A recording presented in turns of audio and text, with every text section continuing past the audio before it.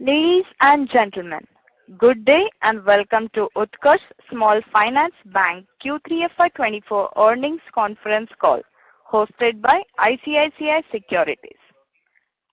As a reminder, all participant lines will be in the listen-only mode and there will be an opportunity for you to ask questions after the presentation concludes. Should you need assistance during the conference call, please signal an operator by pressing star then 0 on your touchtone phone.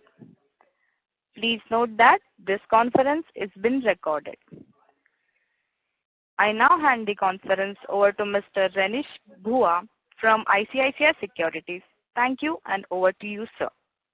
Hi. Thanks, Manuja.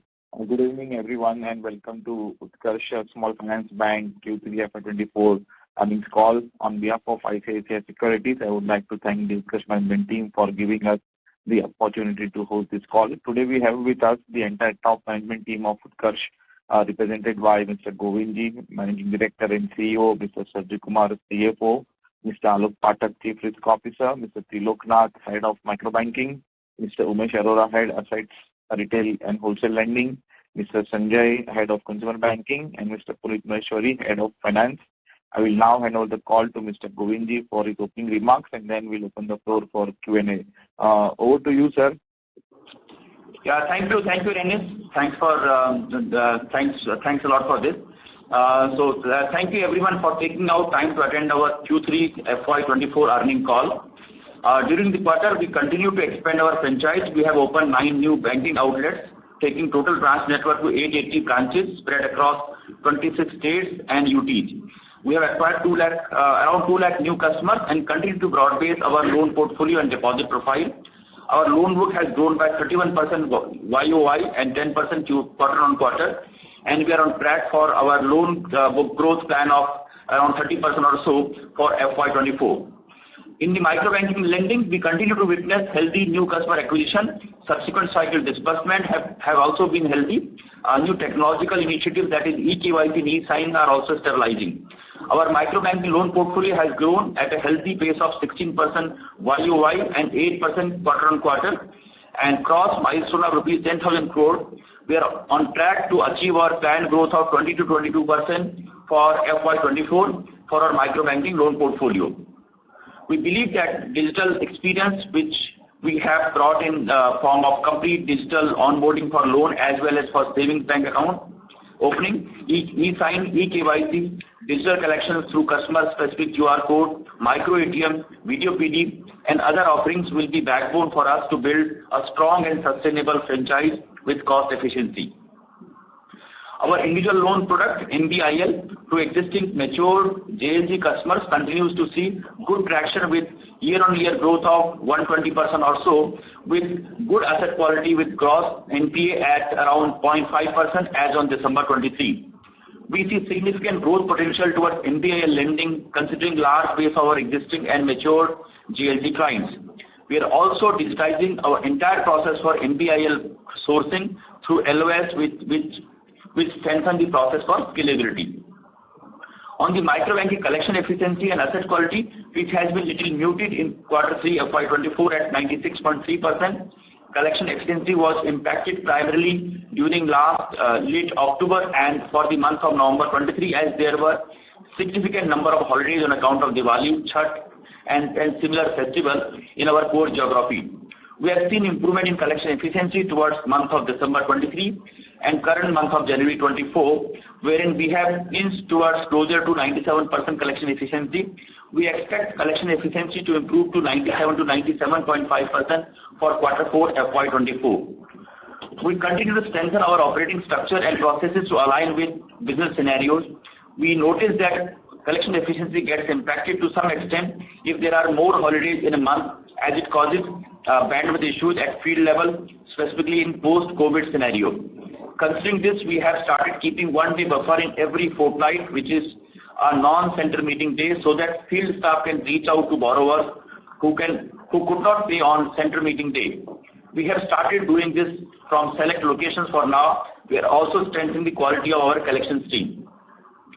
On our loan book, retail loan book, MSME, housing and wheels lending, as we highlighted during our last earning call, efforts are on to go more deeper and granular in terms of borrower profile, as well as to improve disbursement yield in all these segments.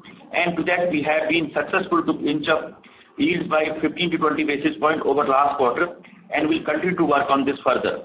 We plan to build MSME lending, housing and wheels book further in little more informal and underpenetrated segment, and over time expect granularity and yield of these portfolio to improve. We'll also be utilizing our large network of micro banking branches to build these portfolio more granularly. On asset quality of retail loan book, while it remains comfortable overall, we have seen little higher slippages in wheels as well as select MSME secured cases on account of temporary cash flow mismatches. We expect slippages in retail portfolio to come down in Q4 FY24. We have also strengthened our collections team by adding more manpower as well as separate team for bucket-wise and vertical-wise collection. This has started showing some results in end December 23 and January 24, and we are witnessing some improvement in asset quality. Wholesale lending book remains tightly controlled we had nil NPAs in wholesale lending. Gross NPAs increased by 20 basis points during Q3 FY24 to 3.04% against 2.81% as on September 23. On gross advances including IPPC book, gross NPAs was 2.8% as on December 23, increased by 10 basis points over previous quarter. Overall, while credit cost over last 2 quarters has been higher than our guidance of 2%, we expect it to come down to closer to 2% in Q4 FY24 as we inched up on our collection efforts. On liability side, our deposit growth is led by retail term deposits as we continue to focus on strengthening the deposits while through broad-basing of depositors. Our retail term deposits grew by 46% year-on-year, while bulk deposits declined by 6.2% year-on-year. Total deposits grew by 18% year-on-year and crossed overall deposit size of 15,000 crore.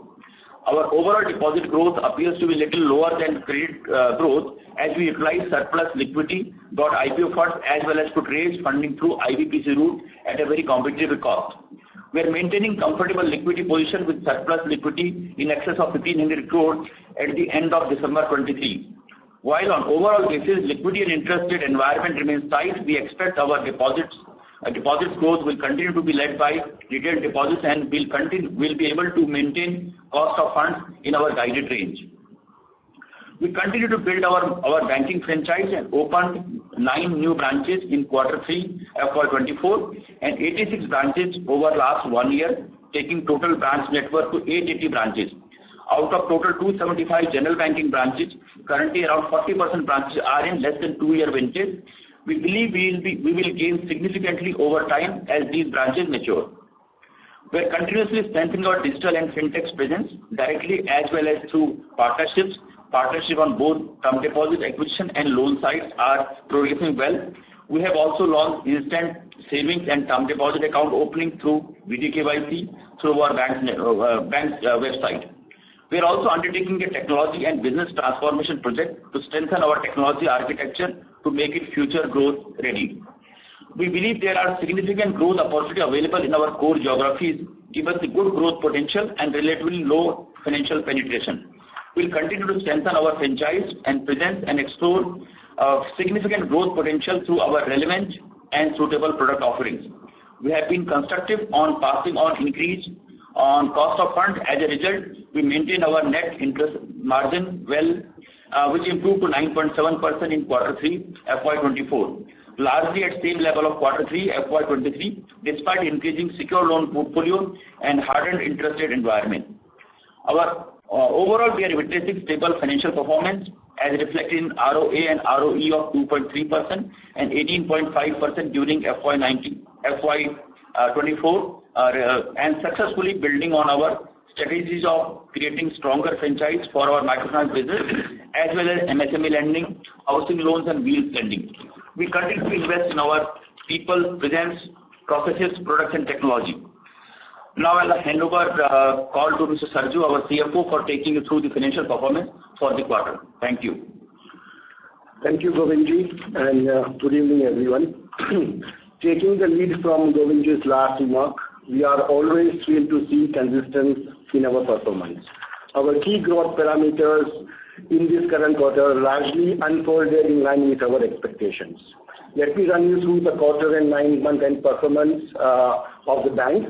Our bank's net interest income grew by 22.6% YOY and 9.2% QOQ at 482 crores during Q3 FY24. The net interest income grew to 1,346 crores for the 9-month period, a growth of 20% YOY. Our NIMs has been consistently upward 9%, and in fact, our NIMs for Q3 FY24 has improved to 9.7% against 9.2% in Q2 FY24. The underlying reasons for that is higher disbursement at a higher ROI from our microfinance loan book, as well as our retail book has inched up yield by about 15 to 25 basis points, coupled with prudent utilization of surplus liquidity. On cost of funds, we had mentioned in the previous earnings call where the cost of funds reported was 7.8% for Q2 FY24. We had indicated that may inch up to 8%. This quarter, Q3 FY24, our cost of funds has gone up marginally up by 10 basis points and is at 7.9% at Q3 FY24. Coming to other income, bank's other income was at 83 crore, registering a growth of 16% YOY, and it was at 280 crore for the 9-month period, registering a growth of 22% YOY on a 9-month period basis. However, you would notice that the other income has been lower compared to Q2 FY24, and let me explain the reason for that. Primarily, the reason is PSL book, where as a natural phenomena, the demand and the premium that the PSL portfolio commands is much higher in Q1 and Q2, and it tapers down to Q3 and Q4. And that is the reason for a lower other income in Q3 FY24, while on a YOY basis, it is registered a 22% growth. Coming to pre-provisioning operating profit, it has increased by 22.2% YOY and 7.8% QOQ to 256 crore in Q3 FY24.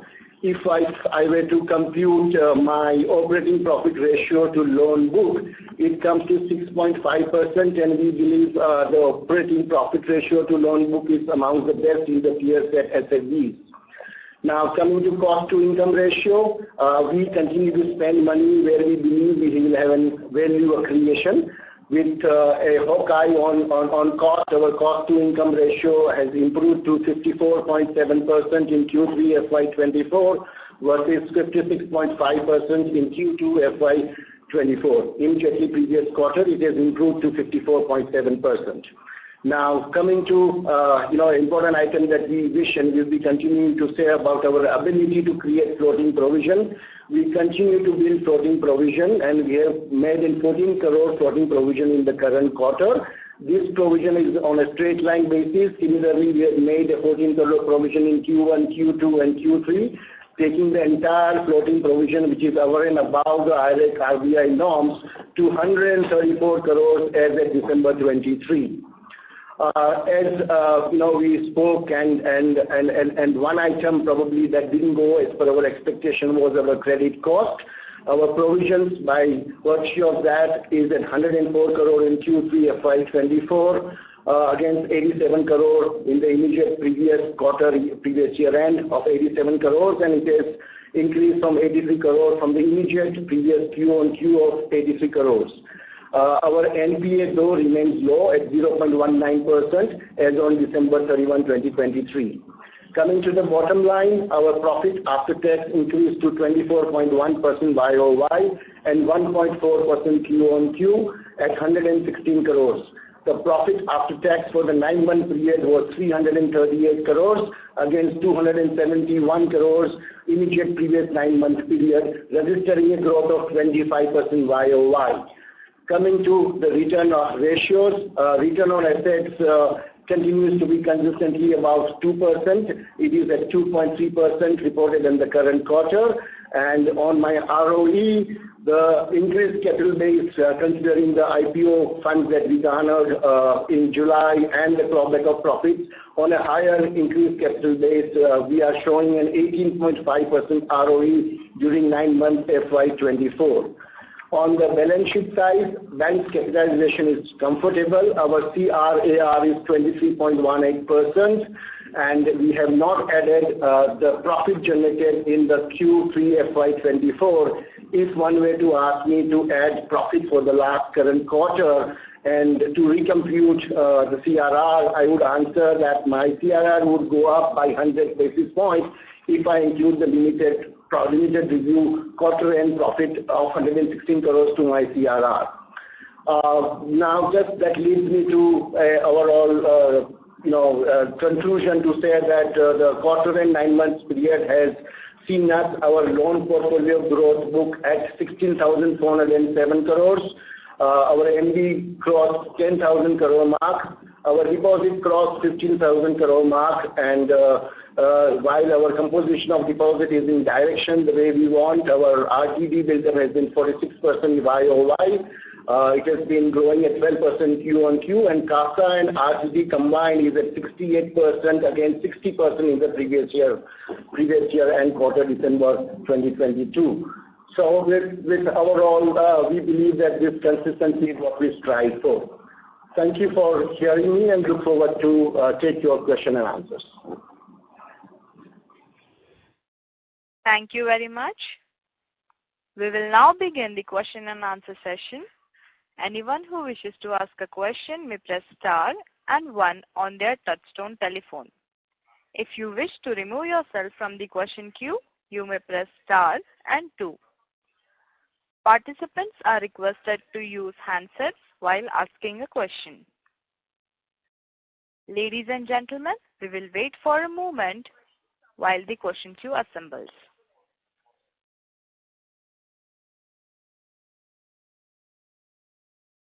The first question is from the line of Shailesh Kanani from Centrum Broking. Please go ahead. Good evening, everyone, and thanks for the opportunity, sir. So I just wanted to understand 2 parts of our business. One, we started the year with high LDR ratio, CDR ratio, right? And in the 9 months result, the CDR ratio has further gone up.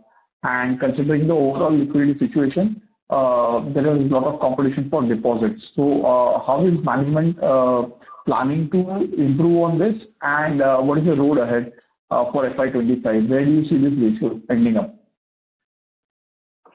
Okay, so the way I mentioned, our liquidity position is quite good, and we have when we started the year, we have close to 2,000 crore surplus money with us, which we try to bring it down so that the cost of holding this money comes down.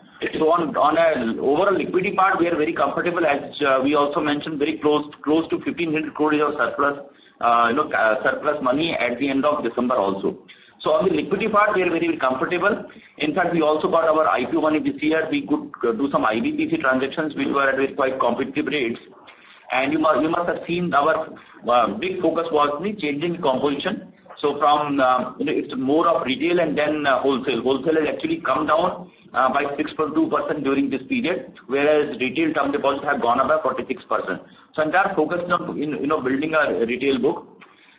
We do expect that our growth for deposits for this year will be in the range of 27-28% for sure. And next year we expect our and the CD ratio for this year end will be in the range of say 97% or so. And next year we expect around 4 to 5% decline in this ratio when we are talking March 25. So March 25 may be closer to 90 to 93% and around 97% this year. I just want to add one more thing. In the liability part, we have got a significant amount of refinance. Obviously, refinance levels have also come down because we are not depending on borrowing. Our borrowing has come down in absolute number.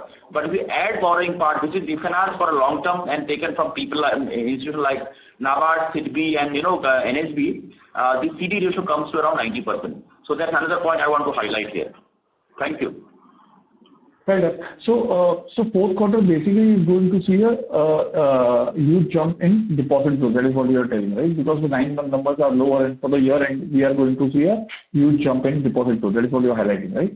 That's true, because our requirement for initial stage was less, and as I mentioned, we had a quite significant surplus liquidity, as well as we got our equity money also. So we were not trying to grow it that fast, but yes, quarter 4 will be much significantly higher than what we have seen in previous 3 quarters. Fair enough. So second question was with respect to your opening remarks, where you had said the slippages has been higher due to lot of holidays. Now, when I see number of employees, I think we have not added many employees. So, and our cost to income also obviously have been lower. So can you highlight how things will pan out in future? Are we recruiting more people and CTI may increase going ahead? Yeah. So we have, when we talk of holidays, so it was, in that specific period. And unfortunately, it got jumbled in because of a few festivals which come in the month of October and November.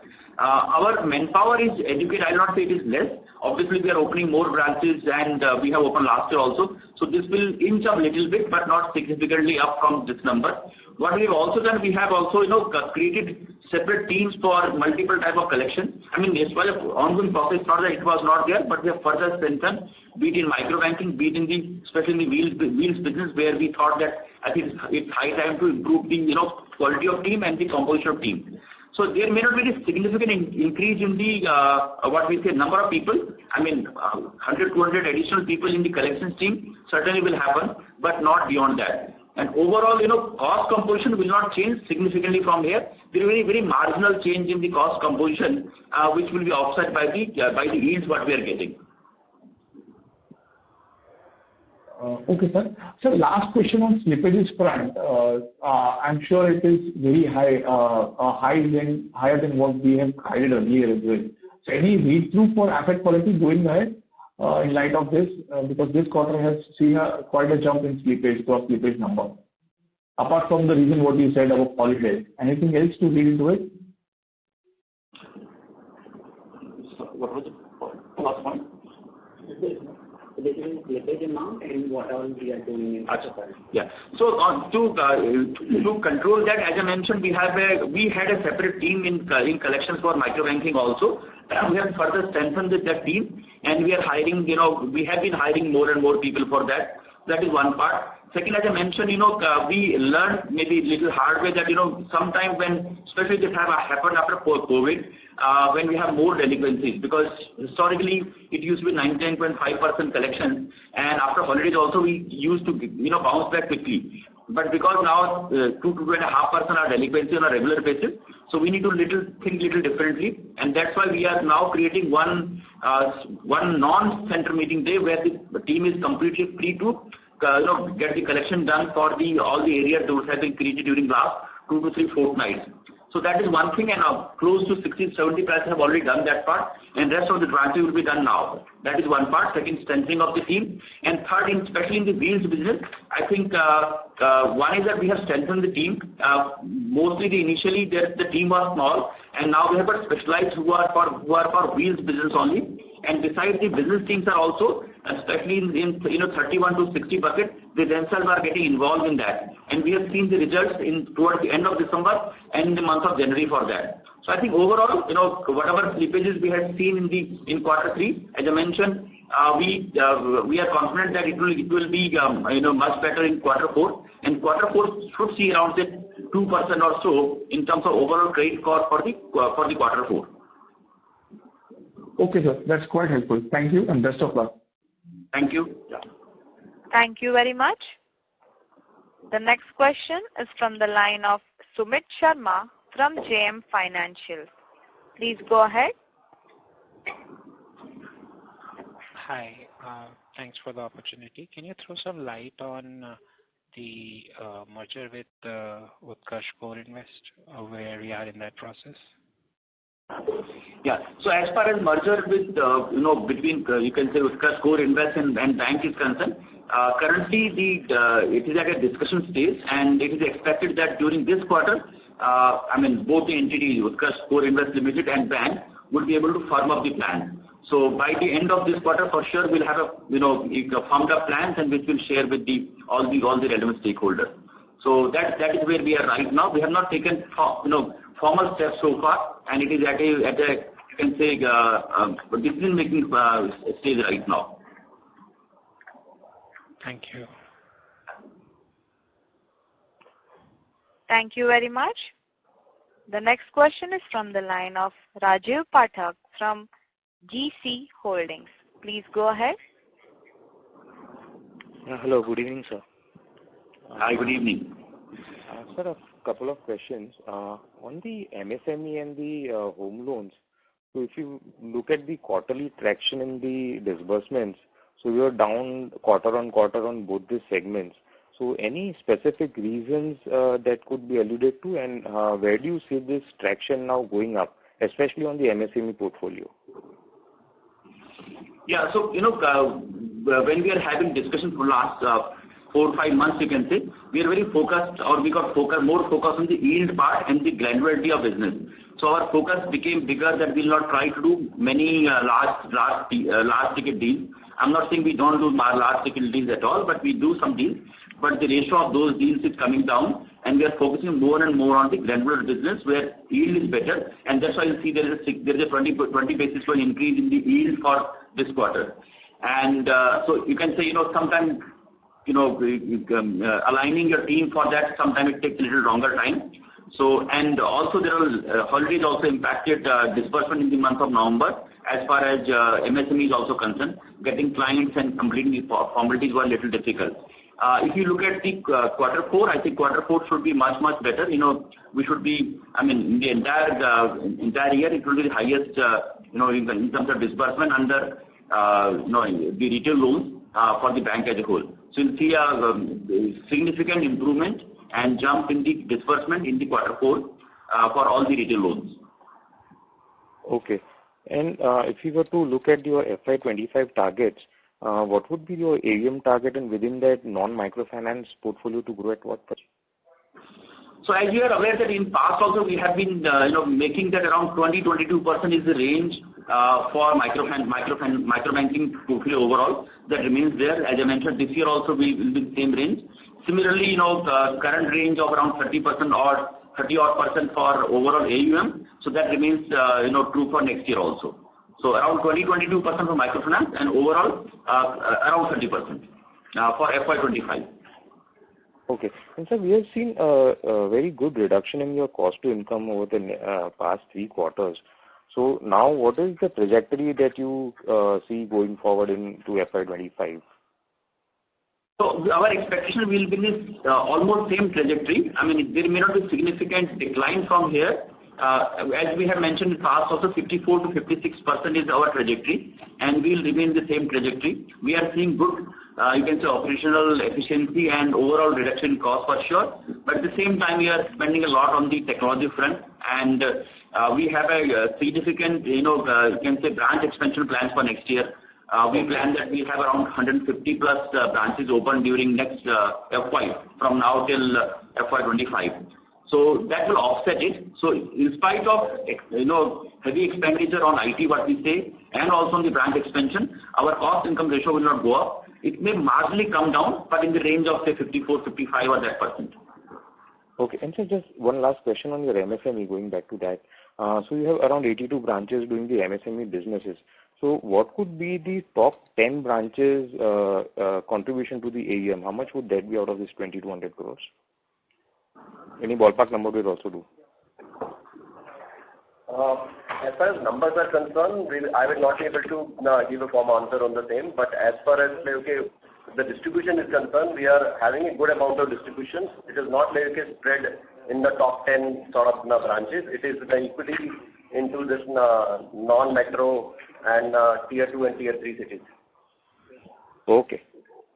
Okay. Thanks a lot, and wish you all the best. Thank you. Thank you very much.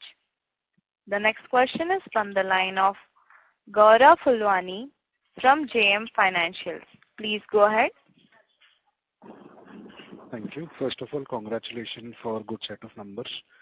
Thank you. My question is with respect to reverse merger. While you had mentioned during the call that you will decide on this by Q4, but during Q2 earnings call as well, you had highlighted that you will come up with a decision with respect to reverse merger by Q3 earnings call. So can we get some clarity on the subject, and what's the exact status of the discussion with both the boards of the company? So, as I mentioned, there were some more clarifications required in terms of structures and other things, and that's why it was taking a little longer time. So those discussions are through.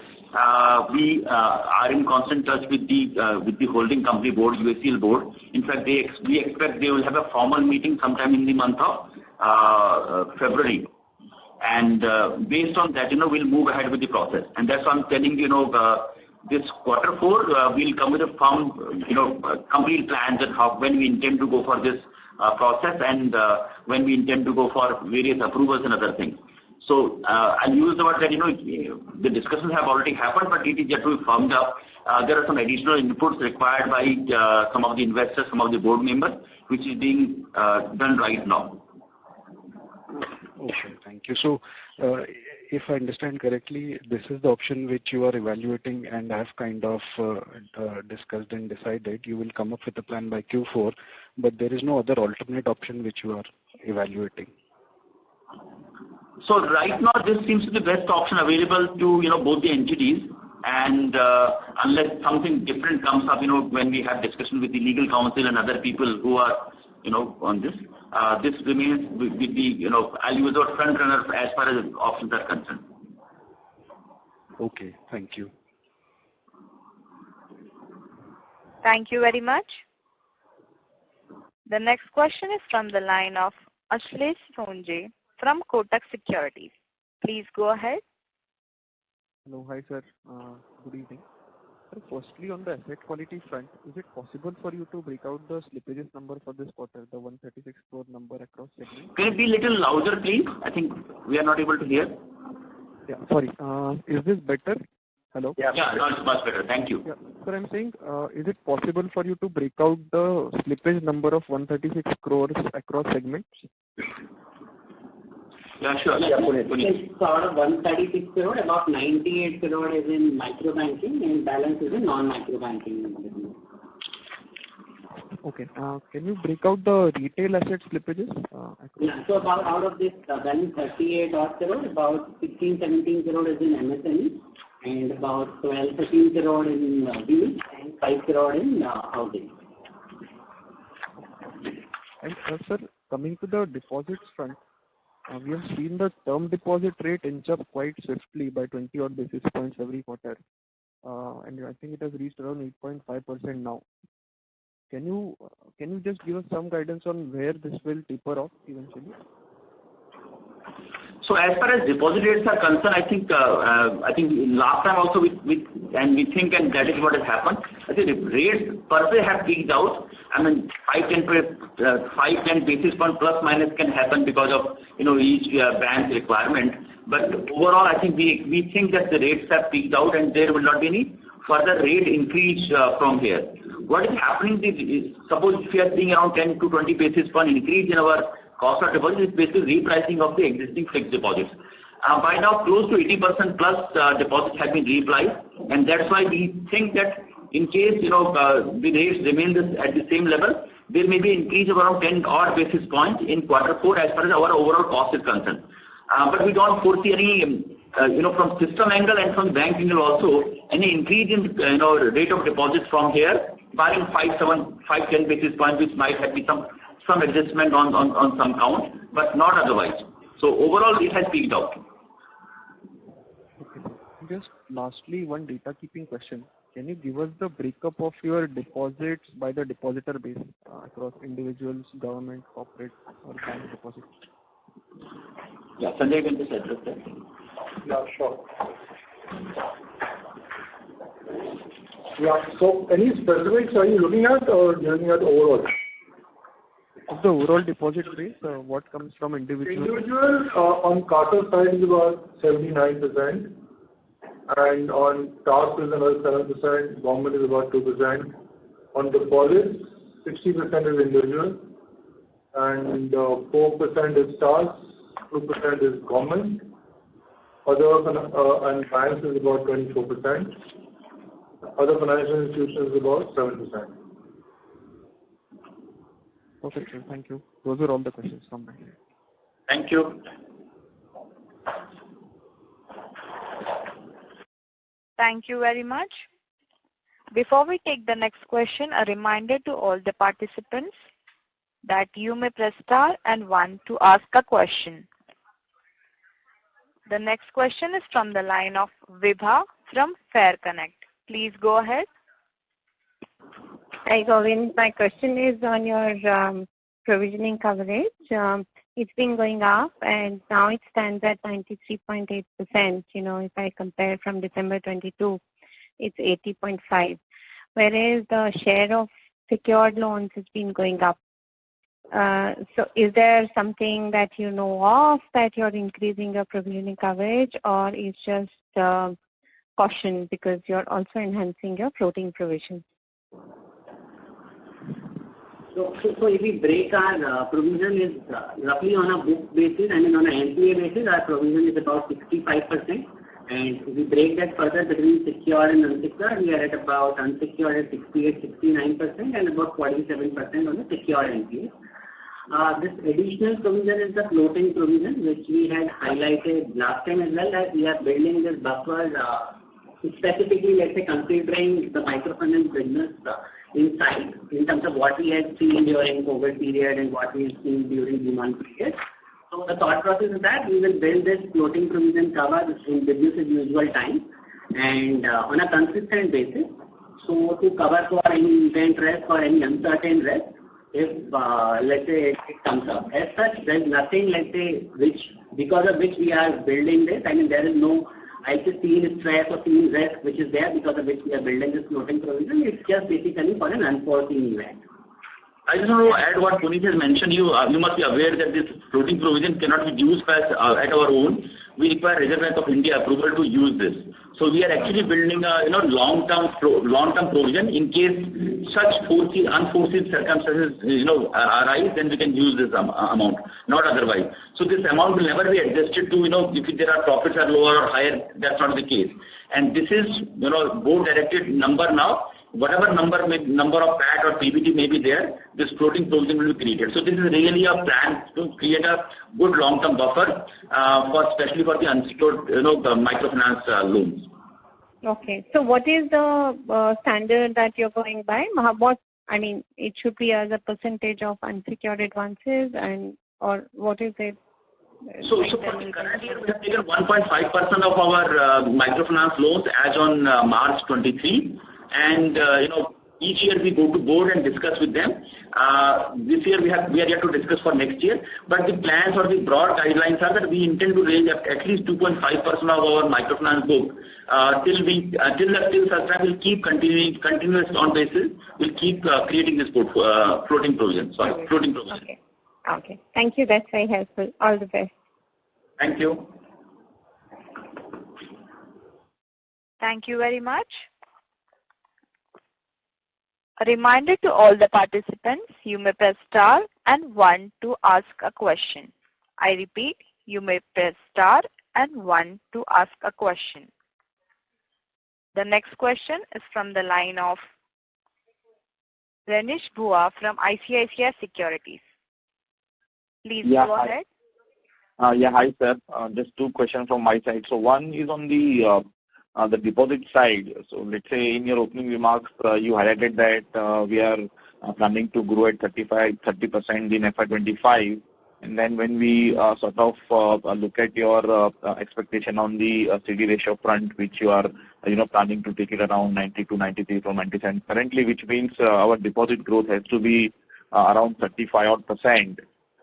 So how one should look at this trend? I mean, given the liquidity scenario, given the competition on the deposit side, how confident you are that you'll be able to manage 35% plus growth?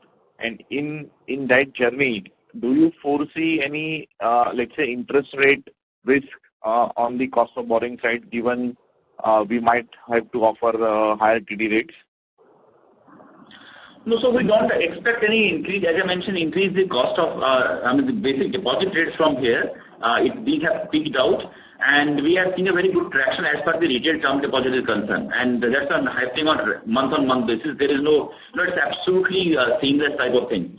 And as I mentioned that we have opened many branches during last 2 years, and the branches are yet to reach a certain level. I'm talking general banking branches, and we expect that these branches will assist us in getting a significant amount of deposits. Plus, we are also doing a lot of work on the fintech side. I'm talking the digital fixed deposits. We are already garnering maybe around 30 to 40 crore on a month-on-month basis, and we expect this will be significantly improvement from here. I'm talking in terms of number. So the bigger network and the digital part will also help us in getting this deposits. But having said so, I think two you can say verticals will be very important from this angle. One is the retail term deposit, which will continue to grow from here, and also we are seeing good traction on the task and GIB segment, and especially in some of the geography we are seeing good traction. It takes a little longer time to get funded those accounts. But we are seeing good traction in especially in the Uttar Pradesh, Uttarakhand, Bihar type of geography. We are getting good traction on the GIB and task segment also. Okay. Normally speaking, and on the CASA front, yes, I think CASA has been a little challenging for across the industry, because I think people have moved money from SA to retail term deposit. That is also a trend we are seeing in many of the cases. Still we expect that around 26-27% should be our CASA ratio at the end of March 25. Got it. And sir, my last question is on our CV portfolio. So when we look at the PPT, it seems to suggest that our focus segment is, let's say, largely fleet operators, with MHCV kind of a segment, given the ticket size is at 3 to 3.5 million. So if you can just throw some light in terms of, let's say, how we source the loan, what is the collection mechanism, etc. Yeah. So basically, we are focusing on this ticket size only. So maximum 1 to 2 vehicles. So although we don't, our preference is not on the first-time user or the customers who are having very limited kind of vehicles. But so we are not going for the large fleet operator also, because we don't want to increase the ticket size in a big way. 1 or 2 cases definitely we are doing, where we are also going for 1.5 to 2 crores. In terms of sourcing strategy, so we have a good connector model kind of thing, where DSAs are helping us for that. So almost 50% cases we are getting from these DSAs, and 50% it is happening through our own team. Actually, feet on street team is there, and we have a good branch network, so that is always helps us. In terms of collection, so we have created a good collection team now. So although it was before June, we were not having large collection team, but last 5-6 months, slowly we have created a good collection team, because we also understand this is more a collection business. So we have created like regional collection managers. Then under that we have junior collection managers, and we are also discussing with the collection agencies also for this purpose. We are having arrangement for our storage of these vehicles in yards. So we have arrangement for those people. So we can safely say that now we are well equipped in understanding this business, because initially we were trying to understand. And this, after this specific collection team, I think whatever was the left out thing, so I think now we are good enough to handle this. Got it. And this last part, so let's say the current outstanding of roughly 800 odd crore, how much of this would be from, let's say, UP and Bihar? So the maximum part is coming from, because that is our own home geography. So our focus was more. So we have started from there only. So I think major portion is coming from that geography only. Last UP, I think UP maybe UP 60% will be UP, but I don't have exact number. But we do in the range of 60 to 65% from Uttar Pradesh alone. Got it. No, I think this is a good strategy. Anyways, I mean, we'll take it offline. Yeah, thanks a lot, sir. Thank you very much. Thank you, Ranish. Yeah. Thank you very much. The next question is from the line of Prabal from Ambit Group. Please go ahead. Yeah, thank you. Sir, am I audible? Yeah, you're audible. Please go ahead. So thank you for the disclosures in the presentation, very extensive PPT. So my first question was from slide number 23. There is a chart which says only depositors of 1.5 million and both borrowers and depositors of 1.39 million. Can you explain this chart, please? Okay. So basically, what happened is we open saving account for a large number of our micro banking customers, as well as for our MSME housing loan lease customers, we open their saving account. So when we say basically a customer is both a borrower and depositor for us, and incidentally, another thing which may also happen that, for example, if we have open a saving deposit or a term deposit for a customer, eventually we may offer a credit product as well to the customer. So someone who has taken, let's say, both the products for the bank is a both borrower and a depositor customer, and only a depositor is the customer who has, let's say, either a saving current or a term deposit account only with the bank. Only on the liability side? It's only liability. Okay. So basically around 60% of your depositors also have some sort of a credit product with you. So basically, if you see in terms of number, yes. So we have about, let's say, 28 lakh odd micro banking customers. For about 50% of them, we already have saving account. And hence, this both borrower and depositor number seems very large. Sorry, I missed that number. So 28 lakh of MFI customers also have? Yeah.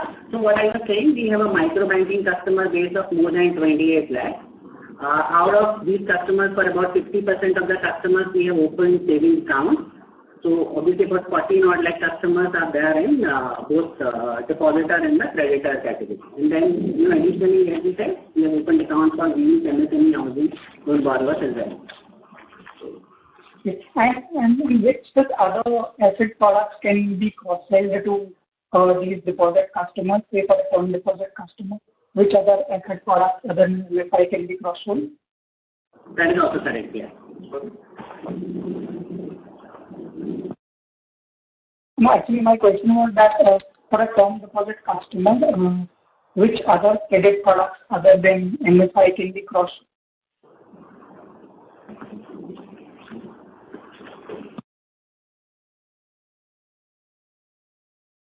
Other than sales.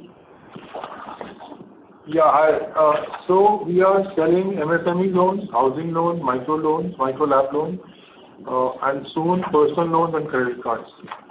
This is in pipeline. Okay. Sir, and second question will be on microfinance asset quality. So, what parameters are you tracking to gauge that at the bank level as well as at the industry level where stress is contained? Any parameters specifically that you are watching out for? So your line is not really very clear. Can you speak a little louder? Is this better now? Yeah, much better. Okay. My question was on microfinance asset quality. So I was asking which parameters are you tracking for yourself as well as for the industry to gauge that stress is within manageable limits? Okay, so we had highlighted this last time as well. So for us, the first is let's say the asset quality in a particular district or particular locality. So wherever we see asset quality deteriorating for us, obviously we reduce our disbursement as well, and to that extent our exposure doesn't increase in that geography. We also look at the center level. If we don't see, let's say, the asset quality of a center very good, then obviously the new customer addition, etc., into that center also kind of controlled. So to that extent, the disbursement or let's say the new sourcing is linked with the asset quality of our own portfolio in the particular geography or let's say the center. Okay, and with respect to early warning signs, any parameter like say leverage or household income, anything that you are tracking to gauge early signs of stress? So obviously, early signs of a stage, early stress point of view, obviously we take credit bureau data for all the borrowers when we do the disbursement. At the same time, there is a lot of time, and what we are saying is the local connect, or let's say the local understanding of the geography, which along with data work, which is the credit bureau data, and then knowing the geography if the stress is building up on account of whether, let's say, the over penetration or the over indebtedness, so that we continuously track along with data. In the mainly early warning we get from centers itself. So if at all my GLT is getting triggered, so if one customer is not paying, the other group members are paying. So all these things are always the trigger for us. The second early warning signal comes from the business side on the ground level. If at all something is happening at very local level, issues are happening. So that time they become cautious in further disbursement and monitoring goes up. Okay, and any particular state, because we have reasonable presence in Uttar Pradesh and Bihar, any particular district or maybe state that you are seeing some signs of stress or over leveraging build up? So basically, in Uttar Pradesh there are few districts like Sonbhat, Mirzapur, Balia and Devariya, which are showing some kind of stress, some local issues only. Then in Haryana we have some issues. We have some issues in Jharkhand also, in Garhwa and Saharganj district. Otherwise, there are no particular issues. But and all these issues are local issues, not the widespread at the bank level. These are the local issues only. Perfect. And sir, how is our collection mechanism? So we do it on weekly basis, fortnightly or monthly? How is it? We do on fortnightly basis, but in some places we do on bi-fortnightly basis. Like in NCR, Haryana and Rajasthan, we do on bi-fortnightly basis. But otherwise, largely we do on fortnightly basis. Got it. So then just last one question. So we have been introducing multiple products, MSME, housing, as you mentioned. How easy is it to convert an MFI branch into a branch which has all these products? So no, what happens, as you mentioned, we have two types of generally branches. One we call general banking branch, and second we call the micro banking branch.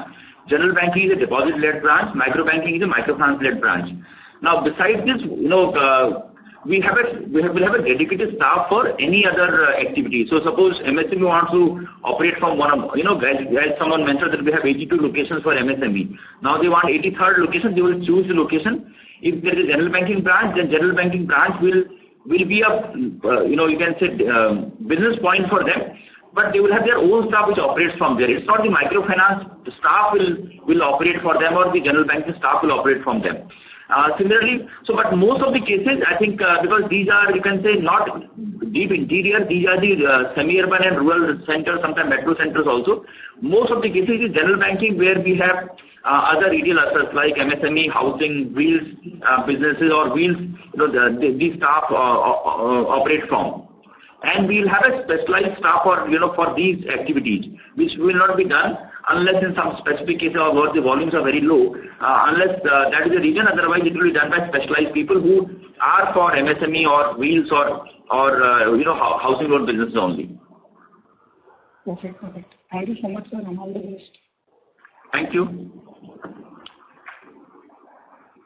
Thank you very much. The next question is from the line of Jagdish Sharma, an individual investor. Please go ahead. Sir, congratulations for the good set of numbers. Thank you for this opportunity. Just to have one question, which is like, what is your assessment on microfinance asset quality at the industry level, entire industry level?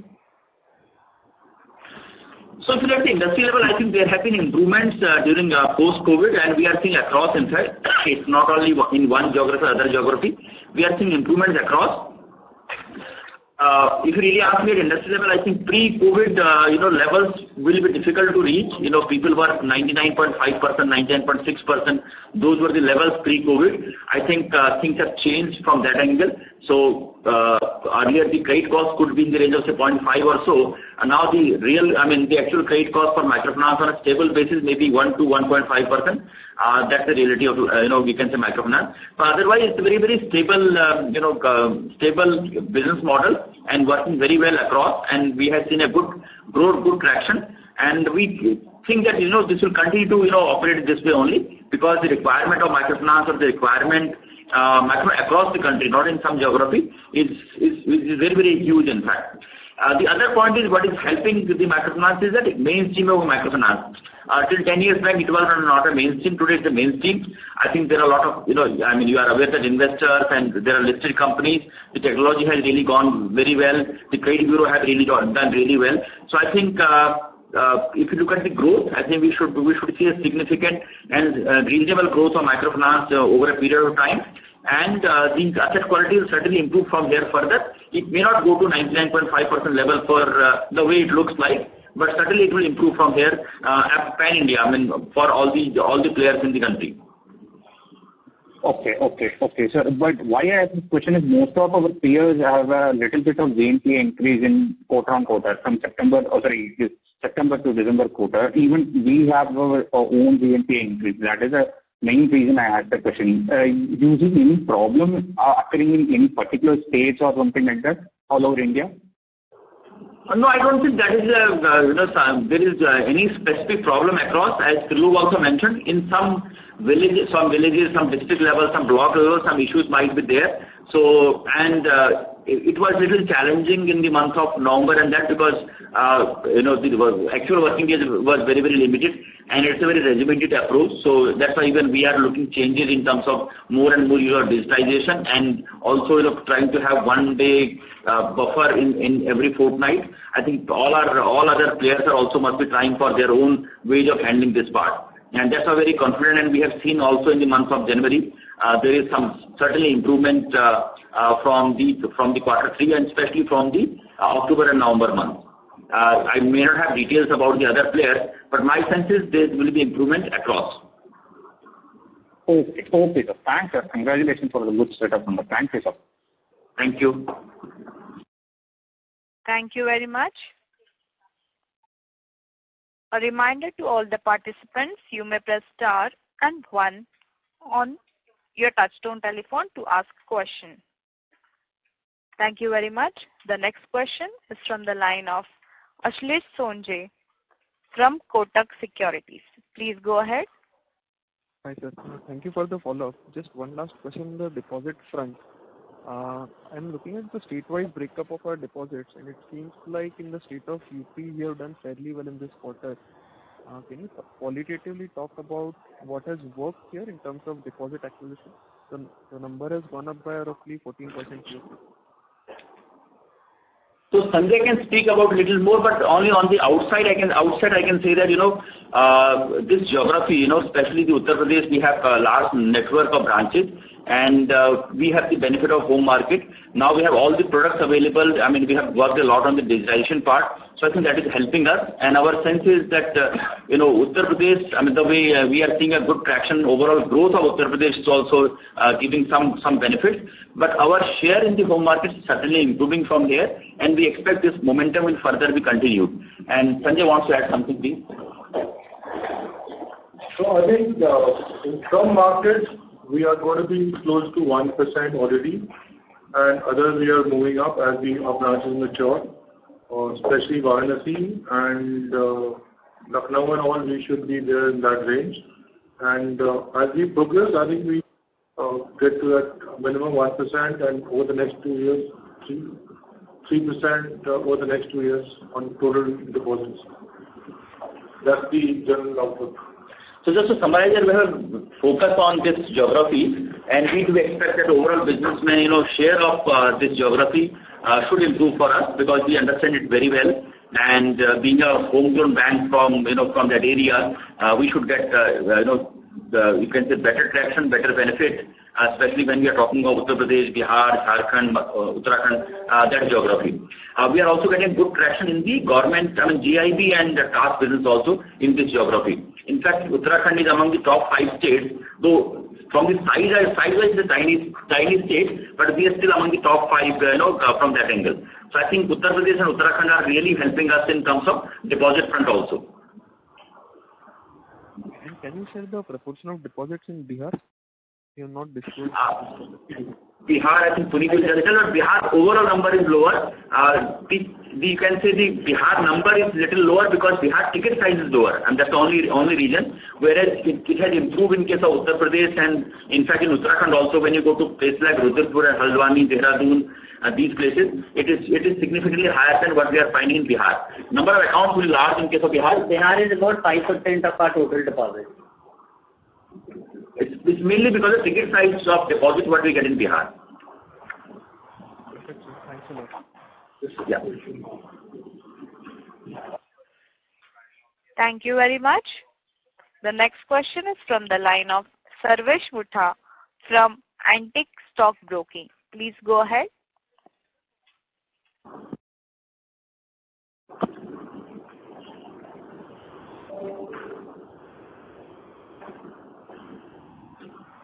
Hello, Sarvesh sir, you are not audible.